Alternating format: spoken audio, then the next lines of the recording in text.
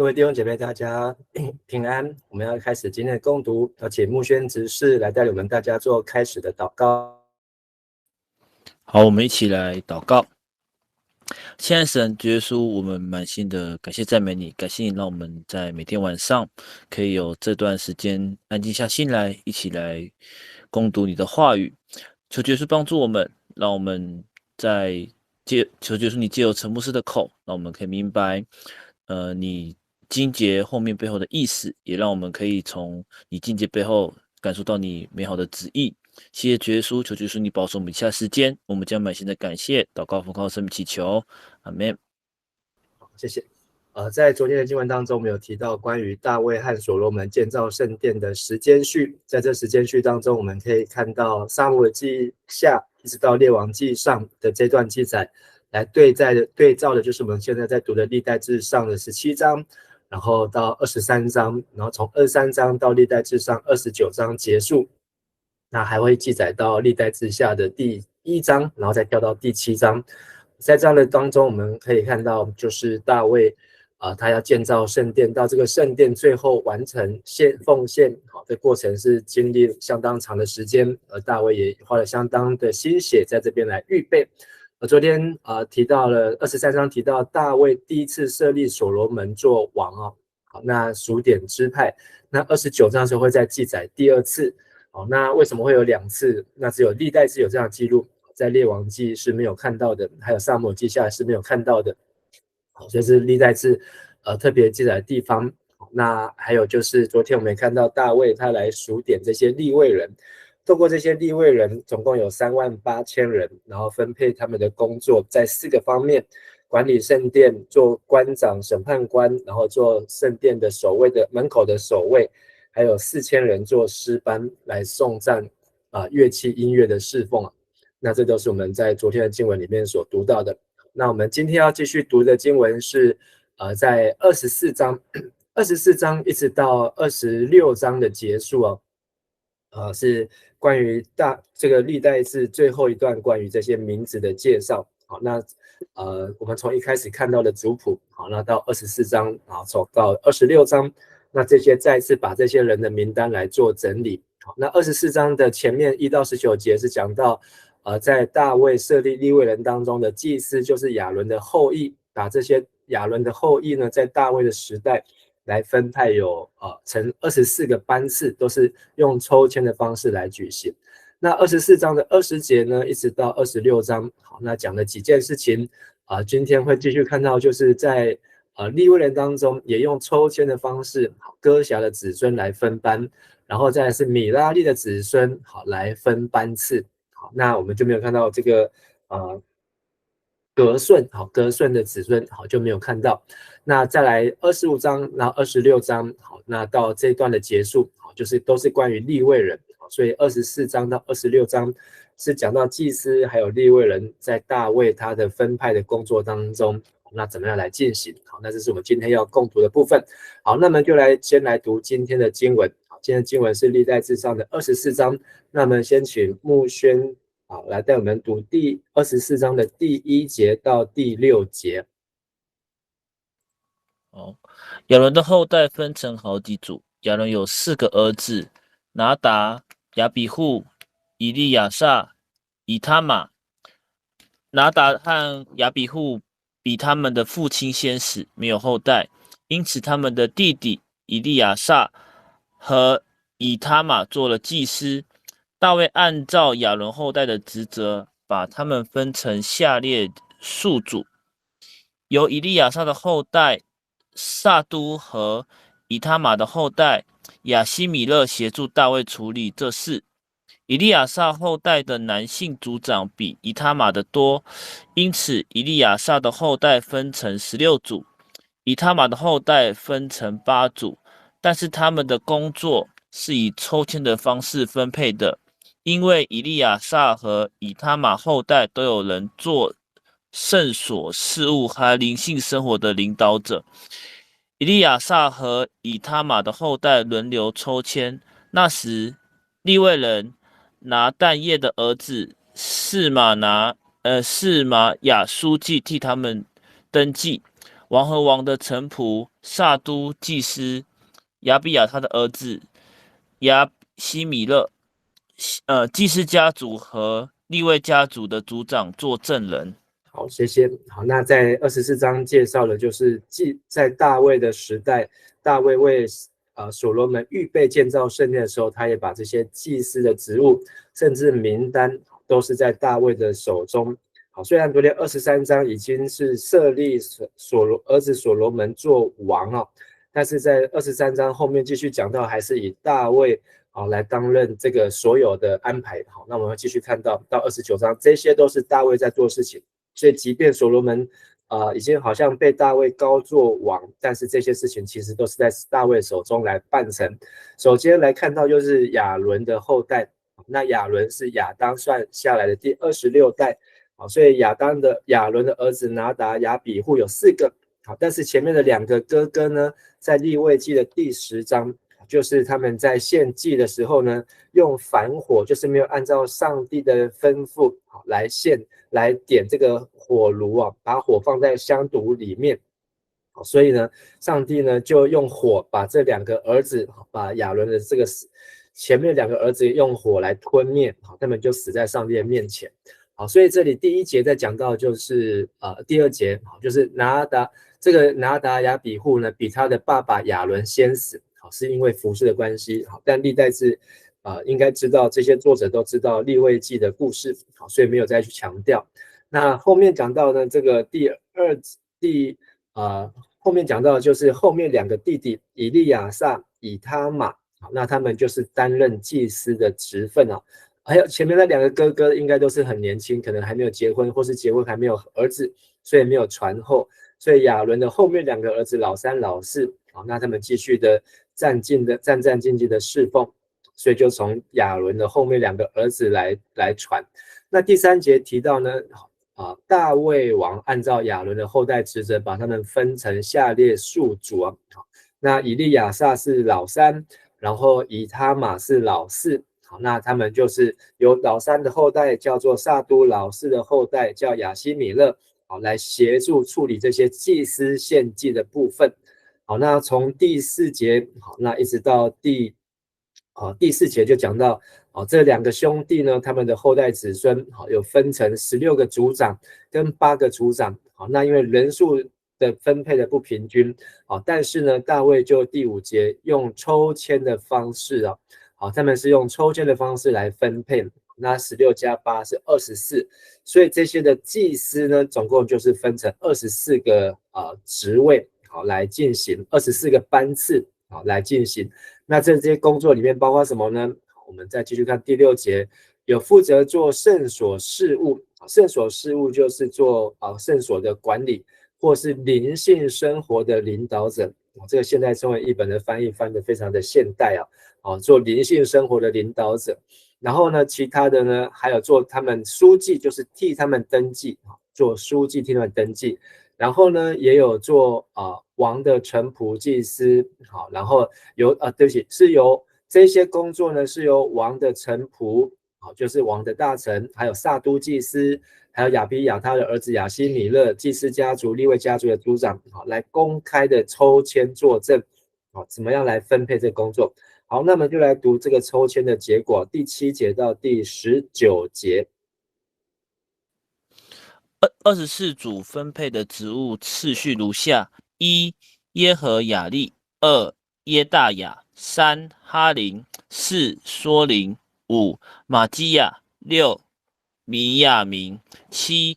哈哥斯；8. 亚比亚；9. 耶书亚；10. 释迦尼；11. 以利亚什；12. 雅金；13. 胡巴；14. 耶士比亚；15. 毕加；16. 英麦；17. 西西；18. 哈庇西；19. 比他西亚；20. 以西结；21. 雅金；22. 加莫；23. 地莱亚；24. 马西亚。这些人是按照他们在圣所所要执行的职务登记的，这些职务是他们的祖宗亚伦遵照上主以色列上帝的命令指定的。好，谢谢。好，那所以抽签出来呢，就看到这剩下的2兄弟亚伦的后面2个儿子的后代，他们来抽签，然后分派。从亚伦到大卫大概400年不到的时间啊。那在这300-400年当中，好，那亚伦的后代呢都一直在传承做祭司。那也按照摩西的吩咐。那大卫呢，他也把这样子的工作就是平均来分配啊，所以前面讲到他们为什么要抽签，因为有人多有人少，但是不会说因为是2个家族就共同平分，而是按照人数的多寡，然后全部来打平。所以最后19节就是他们执行的职务登记，那这些还是继续按照这个祖宗亚伦所吩咐的条例，然后进入圣殿。好，就是要到上帝的面前来办理这些事情。那这应该都是在讲到关于圣殿建好之后所要做的事情。那这时候到底祭司有多少人？其实在历代志上找不到答案，但是我们有读到一节啊，在历代志上的第9章的时候，第9章的时候讲到那一群被掳归回之后，就是在大卫这个事件之后，被掳归回，然后登记有祭司，总共有1760人。这是历代志上9章13节。所以那时候被掳之后的70年再回来到耶路撒冷的祭司都还有1760多人。所以在大卫分派祭司职务的时候，这24个家族，这24个家族呢，应该不会比1760少。甚至我们从昨天利未人总共的人数是38000人来计算的话呢，可能这些关于亚伦的后代就有数千人，可能是甚至超过5000，甚至是8000都有可能。那毕竟利未人这个在圣经当中没有讲到，但是这些祭司他们是要来做圣殿里面的工作，那和其他利未人的工作是分开。好，接下来的20节到接下来20节一直到26章结束了，就是这全部都在讲关于利未人怎么分工。好，那么首先先来看到，就是我们来读20节到第25节，是讲到歌辖的子孙20到25节。利未支族其他家族族长名单如下：暗兰子孙苏巴叶的后代耶西迪亚，利哈比亚的后代伊士雅，以斯哈子孙示罗摩的后代亚哈。希伯伦的4个儿子按长幼次序排列：耶利亚、亚玛利亚、亚哈西、耶雅面。乌薛子孙米迦的后代沙米，乌薛子孙伊士雅，米迦的兄弟的后代撒加利亚。OK， 好，到这边。那前面这里这20到25节呢，其实讲的就是按这个从暗兰的子孙开始讲，但其实他是革顺的子孙就是对不起，歌辖的子孙。好，我们昨天读的23章，来教一下。23章当中，好，那我们有看到，就是23章的第7节开始呢，那革顺的子孙，好，就是有拉美、拉旦和示梅。好，所以这里开始就是对不起，歌辖的子孙，12节这边。好，就是暗兰、以斯哈、希伯伦、乌薛。好，所以在刚才读的穆轩读的这4段这个经文当中，就把这4个人的后代又把它重复一次。好，所以这是我们可以看到，那他们的后代就是到了暗兰是亚当的第25代，然后讲到26代。好，但是有一些是他们的子孙，好，所以不是很清楚他们到了第几代。好，那我们接下来再读26节。好，到31节，好，是米拉利的子孙，26到31。米拉利的后代抹利、姆士和亚西亚。亚西亚有3个儿子：朔罕、沙克、伊比利。莫利有2个儿子：以利亚撒和基士。以利亚撒没有儿子，基斯有一个儿子耶拉瓦，母氏有3个儿子，莫利、以德、耶利摩。以上是利未人的家族，每一个家族族长和他族里的一个年轻人的弟兄为他们职务抽签，正如他们亲属亚伦后代做祭司的人所做的一样。大卫王撒都、亚希米勒祭司和利未家族的族长们都是证人。好，谢谢。好，那这里呢，就是利未的3个儿子当中的第3个儿子米拉利的后代。那这段经文的名字呢，主要对照也是我们在昨天读到的。在这个米拉利的后代是从23章这里23章21节开始。好，那这里介绍就是米拉利的2个儿子抹利和母士好，那就是介绍他的后代，所以可以对照就是经文。所以昨天经文和今天经文对照读起来呢，就知道这个抹利的儿子以利亚撒，那一直传到以利亚撒之后呢，以利亚撒因为没有儿子，但是他有女儿，然后他的女儿又嫁给了他的这个兄弟的孩子，所以呢这是讲到米拉利的部分。那所以我们看到就是有介绍了这个哥辖米拉利，但是没有看到革顺，没有看到革顺，那很有可能就是在25章之后是这些的诗班他们的后代。那在31节呢，最后提到的就是这些人利未人，特别是来利未3个儿子的后代当中，他们的家族族长和他族里的一个年轻弟兄来为他们职务抽签。为什么要抽签呢？也是跟前面的祭司一样，就是要平均，要分配公正。所以有谁呢？大卫王，还有撒都祭司，还有亚希米勒，还有其他的祭司和利未家族的族长都是证人都是证人。好，表示说大卫在做这件事情的时候呢，是力求公正和公平，不会因为说他是谁的家族，他是大哥，他是大房二房，然后就有这样的差异，而是在上帝的殿，在上帝的家中，都力求大家都能够是公正公平的来服侍好，所以今天这段经文虽然都是名字，虽然都是利未人的名单，甚至很多大部分会跟23章我们昨天读过的重复，但是让我们知道说大卫他的用心，还有以及这些的服侍人员的人数这么样子的多。那昨天看到光利未人就有38000人，那是30岁以上。后来大卫又把这个30岁改成20岁，所以又降低了10岁，所以这个数字应该是超过4万5万，4、5万的这些利未人，他们在大卫的安排督导当中，要怎么样来分工，要怎么样进行，按照家族的怎么样来分配。其实在我们今天的教会当中也是可以来学习，我们怎么样能够全家服侍，那用全家牧养的概念，然后来做上帝的工，如同约书亚所说，我和我家都要侍奉耶和华。毕竟在利未人或是祭司当中，他们有非常强烈被分别出来的这个呼召，就是他们要和其他的11个支派要分别出来，要献给神，所以他们要在上帝的家中做上帝的工作。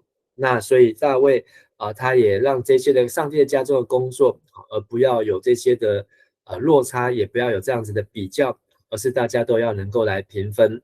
好，所以这样的抽签也是有证人，甚至是大卫亲自也来监督，让这样的事情，每一个在上帝面前所要做的事情呢，都能够做得完整，也能够做得完善。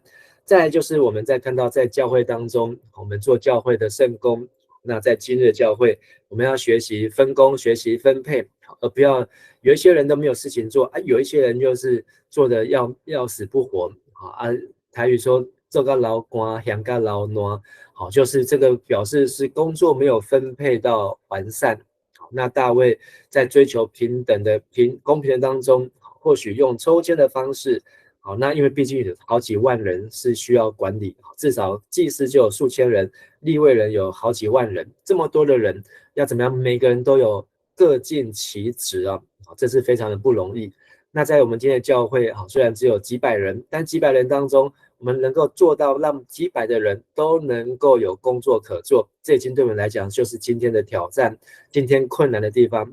因为每个人都有他的生活、工作、他的学习、他的课业、他的家庭要忙，所以不是每个人都有办法像利未人、像祭司这样子，哇，就是不用去工作，不用去上学，不用去做其他事情，就是专心在教会里面来工作。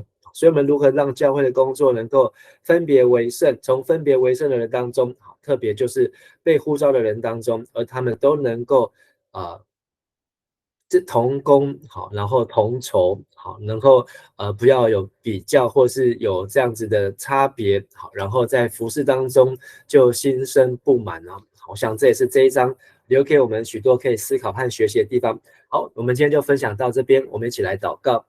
亲爱的父神，我们向你献上感谢，看见大卫即便年纪越来越大，甚至已经把他的王位交接给了所罗门，但是他仍然用心的为上帝的殿、上帝的服事工作人员做力求公正公平的安排这是需要非常的耗费心思，也需要付上代价。但是大卫愿意做这件事情，让每一件事情都没有指责，都没有破口这也成为我们今天在教会当中服事的一个榜样，让我们能够照以弗所说的，就是能够成全圣徒，各尽其职，来建立基督的身体。即便我们有许多日常生活当中需要忙碌，我们需要工作，需要上班，需要赚钱，需要养家活口，但是让我们在做教会的事情的时候，我们都能够是各尽其职，来建立基督的身体，也能够让教会当中的每一个人都能够